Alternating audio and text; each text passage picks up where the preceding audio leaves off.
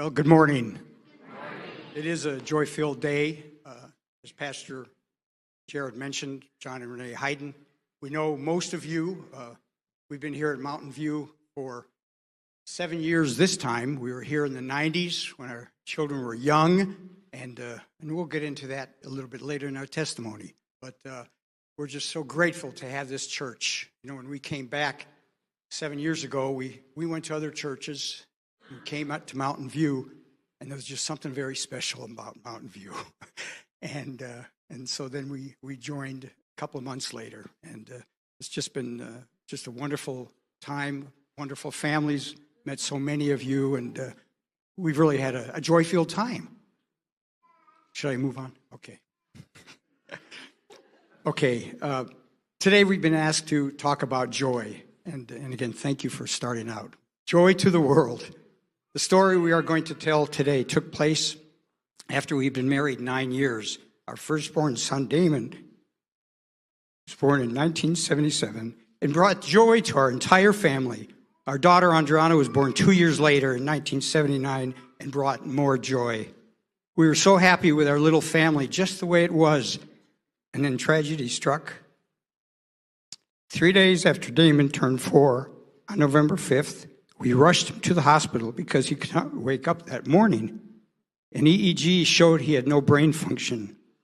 2 days later, on November 7th, he died from bleeding in the brain due to AV malformation, an arteriovenous malformation, with no prior symptoms.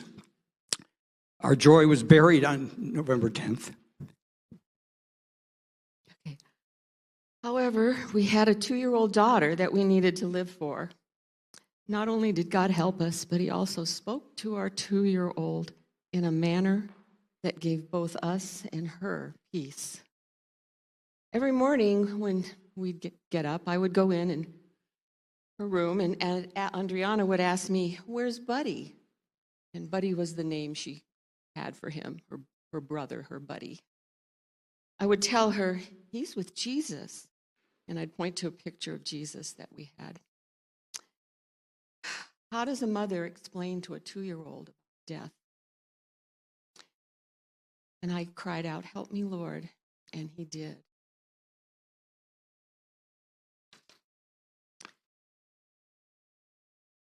Anyway,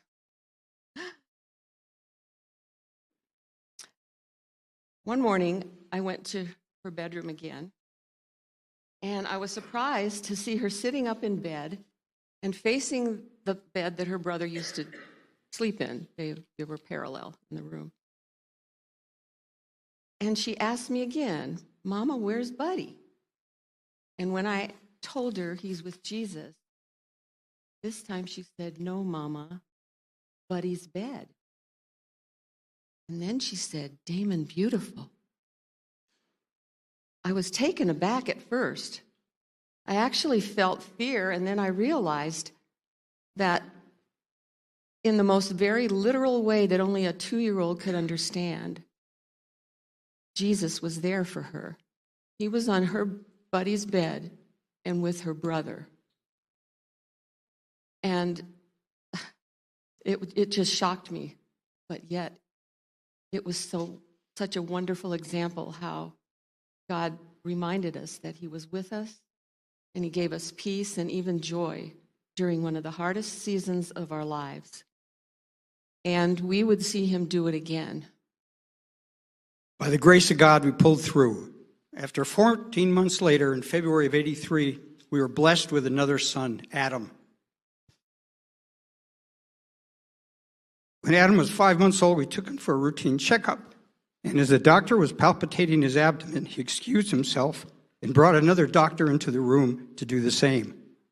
Then we were directed to go immediately to the hospital where Adam was admitted and underwent surgery the very next day. I spent the night at the hospital, and Renee stayed that night at her parents' home.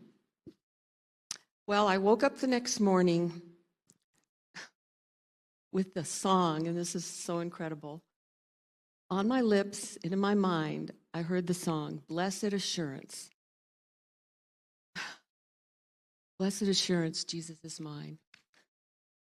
And all of a sudden, the joy started filling me. So I joined Jon at the hospital in Adam's room until the nurse wheeled him into the operating room. And then we began to wait and wait and wait. Then as the doctors walked out of surgery, we saw their heads were down. Didn't look good. They explained that the cancer had metastasized, I'm sorry, from one kidney to the other.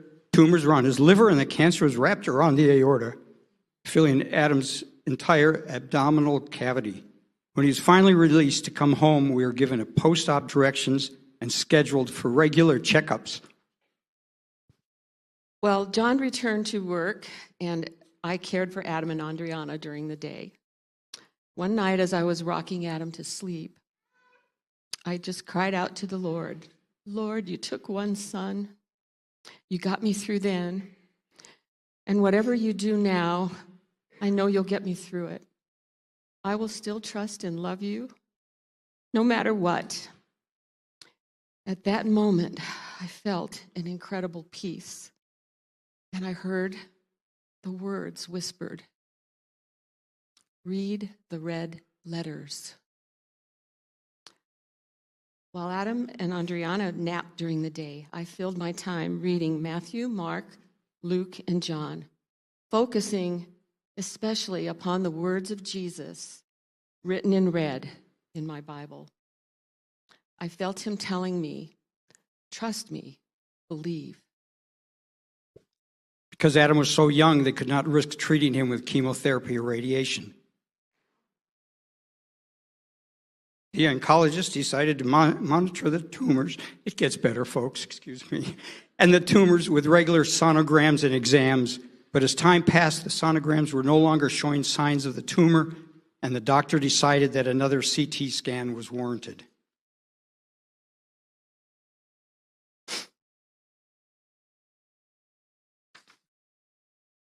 I was with Adam as the technician administered the test. He commented that he could not detect any tumors and asked what the treatments were. And I responded, there weren't any treatments, just people praying all over the world, even to Greece, all the way to Greece. But we had people praying, and our family was too. Fast forward, Adam gave his life to Jesus and was baptized here at Mountain View Baptist Church, Father's Day, 1993. He was 10 years old.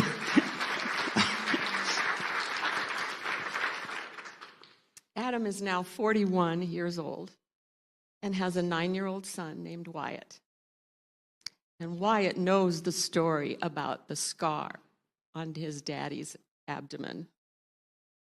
Adam and Wyatt were in Tucson last year, and after attending Mountain View on Sunday morning, later on that evening, I talked with Wyatt about Jesus.